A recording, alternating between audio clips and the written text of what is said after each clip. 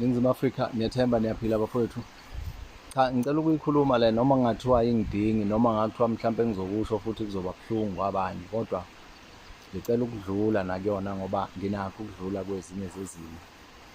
Lolu daba lokuboshwa kukaMalema nesinqumo sakhona engicabanga ukuthi sesithathiwe namhlanje, nakuba kusahlelwi lapha enkantolo kusalalelwa abameli bakhe befuna ukuthambisa isigwebo esesikhishwe ngoJulius Malema. Umbalwa wake engizokusho, ngiyakhumbula omunye umlandeli wekhasi lendluzela wake wacela ukuthi ake ngihlaziye kaMalema. Ngikwazanga ukuyihlaziya ngoba nganginentukuthelo yesimo sesenzo sakhe la athuke ubaba uGeneral Mkhwanazi. Ehlula nje into elula uJulius Malema ukuthi uMkhwanazi maye ngenzi kahle phambi kwamehlo kaJulius Mkhwanazi. Julius Malema nakho sengibaphazamisa, banemikhuba efanayo nje labantu okuthiwa oJulius. So-ke angikho lapho. So kwakufanele ngokubuka kwami senginqamlela uJulius Malema abophe uNhlanhla Mkhwanazi makuwukuthi khona into wrong anofakazi bayo uJulius Malema ukuthi wrong yenziwe ubaba uMkhwanazi. Akangafika lapho, kwafika into ethi akehlisa isithunzi somsebenzi kababa uMkhwanazi, akehlisa isithunzi somndeni kababa uMkhwanazi, akehlisa isithunzi seprovince esetshenzelwa uMkhwanazi, akehlisa isithunzi sabantu abakholelwa kiyo yonke into evezwe ubaba uMkhwanazi esaphenywa namanje esaqhubeka nesisasola ukuthi sahamba kahle. Okunye okwakufanele akwenze. Ngiyalapho-ke ekuthenini okumehlela namhlanje yebo-ke kushiyane ukubuka izinto ngeso lenhlonipho. uMalema emakhonweni anawo alikho ikhono elidlule lokukwazi ukugiya ngethambo lomuntu noma ngokugiya ngobucayi besimo somuntu okufanele ambele umgodi. uMalema ukwazi kakhulu ukumbela umuntu umgodi amgqibe phile. Kunopresident engicabanga ukuthi babili abangayiqedanga ithemba because of uMalema ngey'nkulumo zakhe, ngezenzo zakhe, nenkani yakhe ethulwela abantu, kanti ekugcineni akalweli abantu uMalema nokuthola ngelinye ilanga, but ongakakuthola akabuka ivalue yeqembu lakhe ukuthi iyanyuka noma iyehla.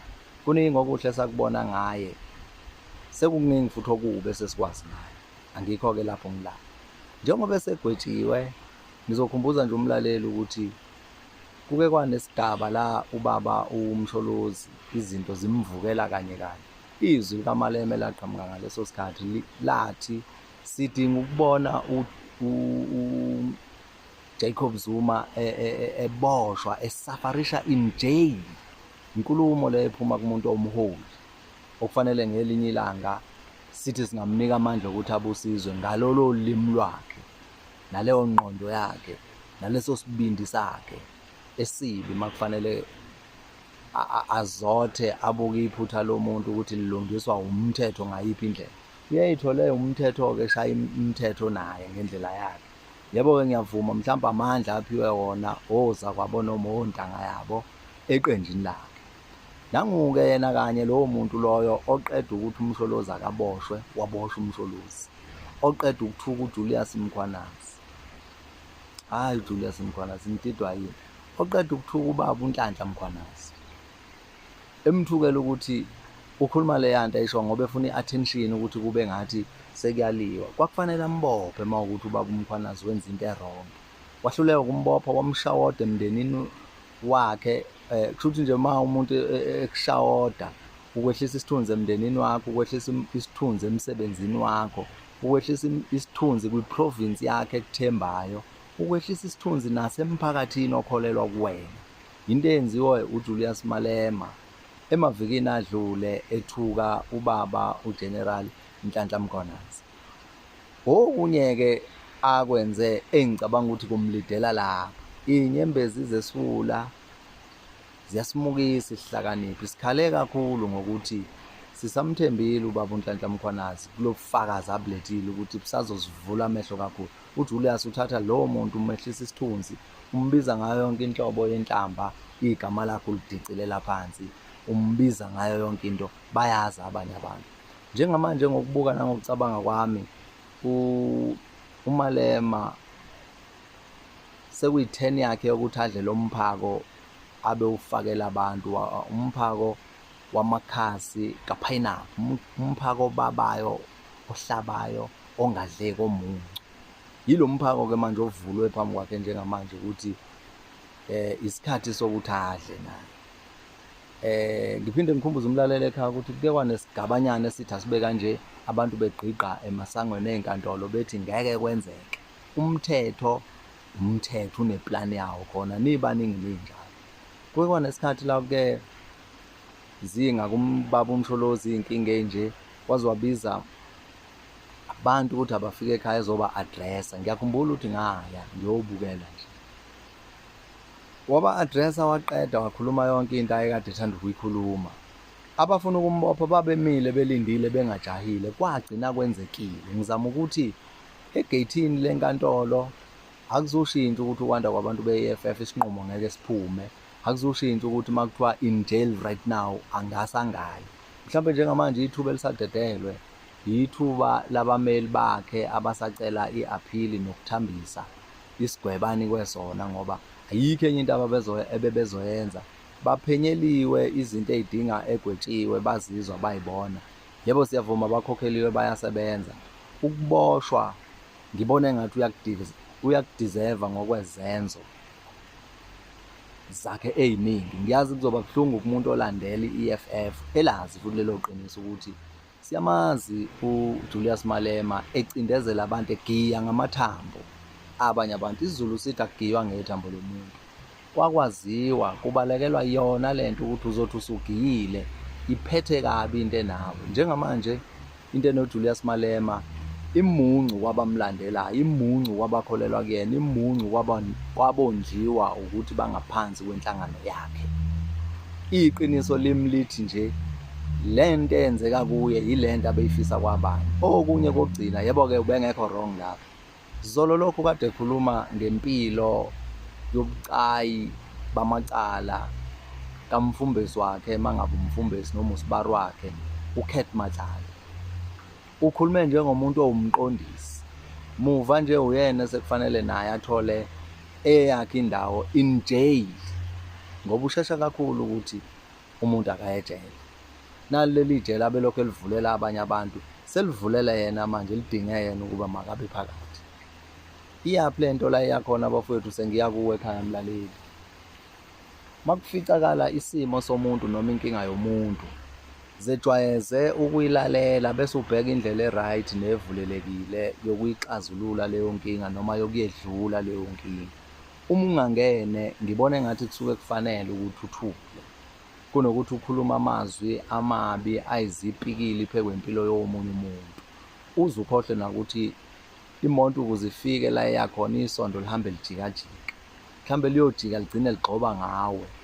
Mhlambe malijika futhi kunale nkulumo ethi liyagaya kodwa ligaya ngomunye umhlathi, yitshelela ukuthi uzothi usagayile ugayile ushintshe futhi uzogaya ngomunye umhlathi walento ekusuke kugaywa ngayo. Yileyo nto eyenzekayo njengamanje. Nginesiqiniseko sokuthi kunabantu abangadli ngisho ukudla kubuhlungu, bakhohlwa ukuthi lento ibehlelile abanye babafowethu ebebekizo lezi zinto zepolitiki. Baboshwa kungemnandi, sathi kodwa belingebukezwe udaba.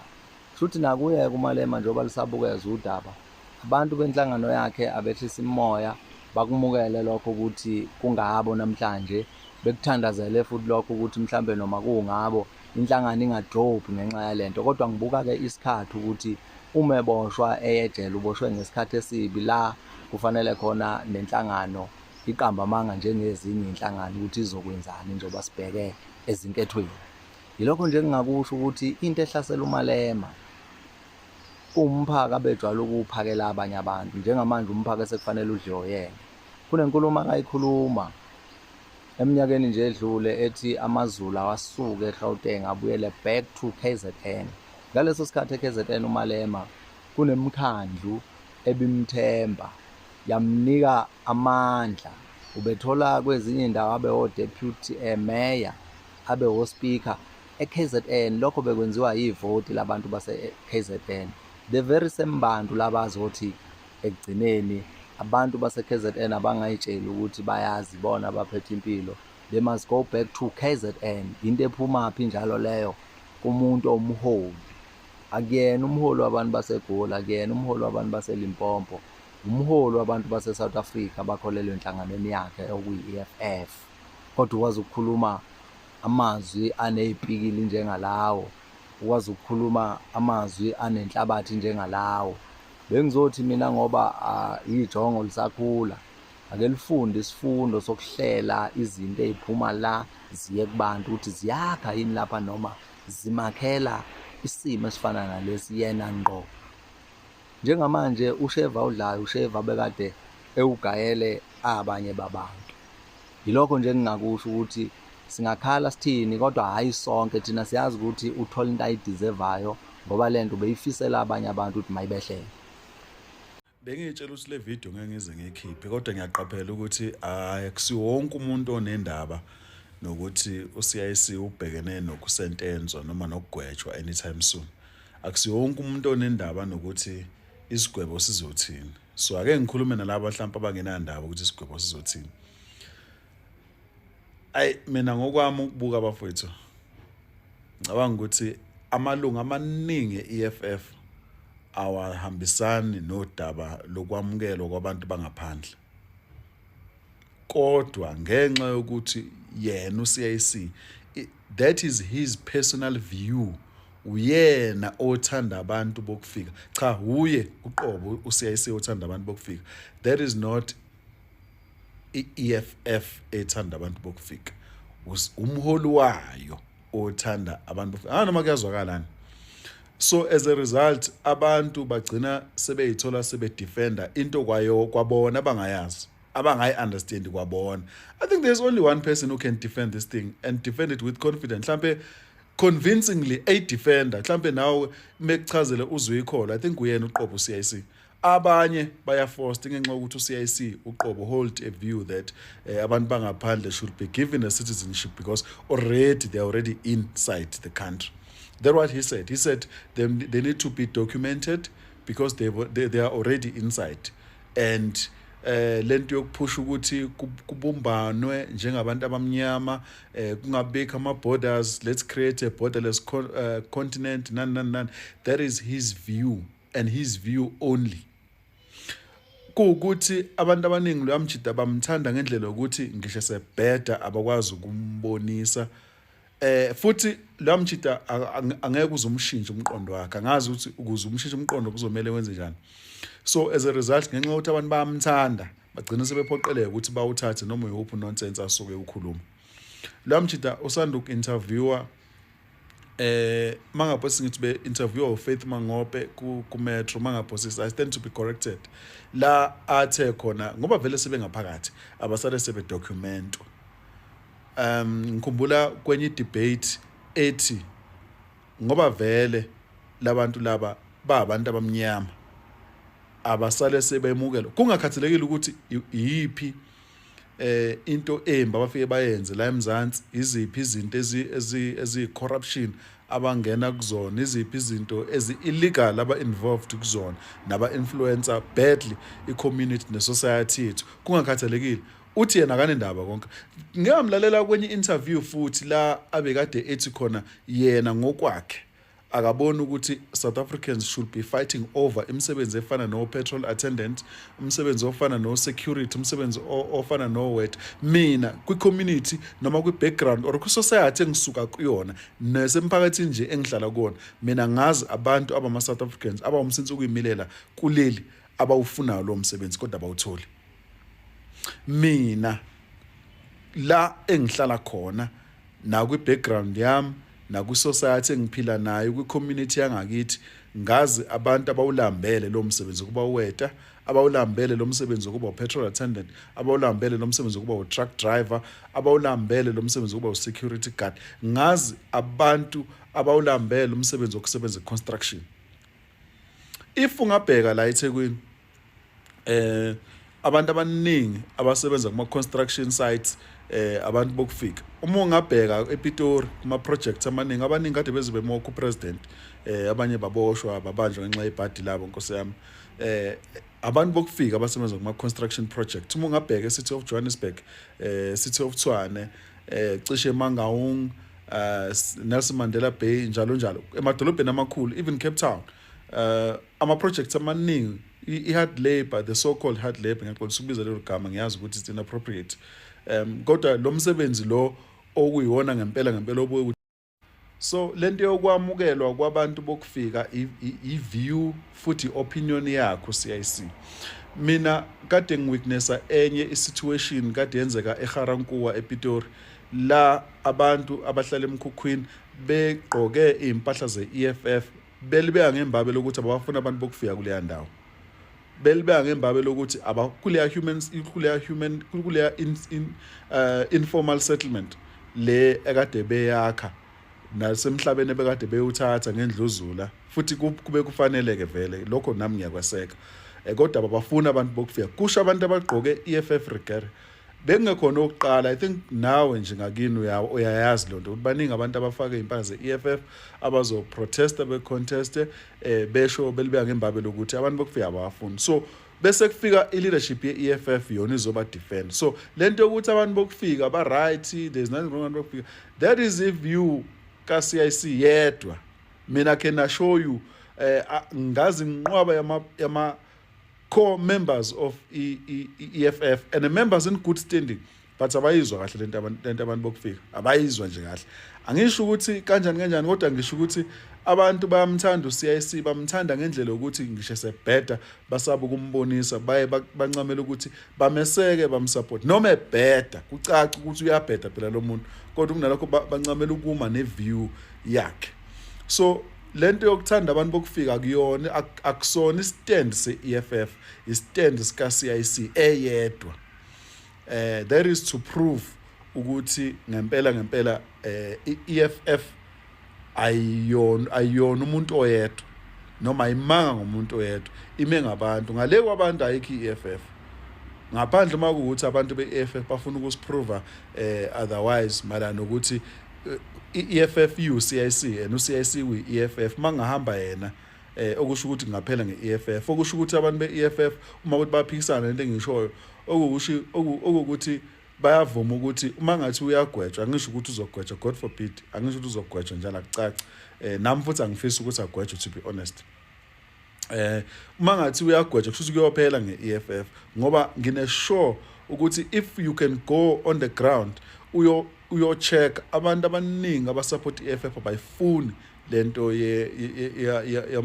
yama-foreigners, abayifuni ngempela futhi, yabo. By the way, ngiyafisa ukuthi uCIC angagwetshwa simply because uyi-public figure, simply because usebenza eParliament, uyi-decision or uyi-law maker yakule country. Mina umuntu oyi-MP uyi-law maker lo muntu. Akakaze azayithole esephutheni elifana naleli before or esephutheni nje mhlawumbe phambana nomthetho. Kuningi ngicanga mhlawumbe illegal team yakhe imrepresente kahle, whatever, everything that they said lapha enkantolo malana ne-appeal, I think ba right. So therefore akumele agwetshwe. I really support CIC kule situation abhekene nayo. It's unfortunate that asikwazi ukuba khona physical, kodwa sikhona ngendlezeni silokhu siyalandela. Angithokoze ukucosha ithuba. My fellow South Africans, ayikabi bafowethu kubo bonke abantu abathi abokufika bayahlukunyezwa, kubo bonke abantu abathi suZulu masihlangene short imfundo, kubo bonke abadefender abokufika nabangahambisani nokuthi siyibambele sikhucula ilizwe. Ayikabe mntaka baba, hamba nabo, live us peacefully, ubalandele ngoba it's clearly awuboni umonakalo osuwenzakele wenziwa yilabantu bokufika. Kusho ukuthi wena uthi mawufa kusasa shiya ingane zakho kulolu utaku la bantu mase bekwazi ukushaya thina, bekwazi ukudelela thina, basigolozele ey'nganeni zethu kuyoba njani. Awuyibuze lo mbuzo mntaka baba, uyibuze ukuthi iy'ngane zethu ziyobe yiphila kuliphi izwe, kuyobe kunjani. Hello Mzansi, welcome to Mgosi waseMzansi. People are saying ukuthi uyakhumbula na uJulius Malema ngalesikhani athi umsholoza kaboshwe, udeserve ukuboshwa, kufuna yobhadla ejele. Uyakhumbula na ukuthi bakakhuluma public kangakanani ngokuthi akaboshwe uZuma deserve ukuboshwa. Now that sekugaqelwe yena sekufuna abantu bamvele, sekufuna ama-members akhe defend, and other people are also speaking ngendzaba yakhe ukudefenda ama-foreigners ukuthi ngalesinye isikhathi lama-supporters akhe amane nje amseke ababona ukuthi uyabhetha because bona noma ngabe uthini CIC wabo bavumelana nako, whether bayabhilivela kuko or ababhiliveli kuko, but bahlezi nje bangibovuma zonke because bayasaba kumphikisa ku-CIC. So whether u-CIC uthi kubuye ama-foreigners adocumente, bahlezi bavumelana nayo because abanama-backbone abafuna kuhlezi bavumelana naye netinto lebabona kahle ukuthi abadithanzi. Do comment your thoughts down on the comment section. Don't forget to hit the notification bell. I'm signing out. Goodbye.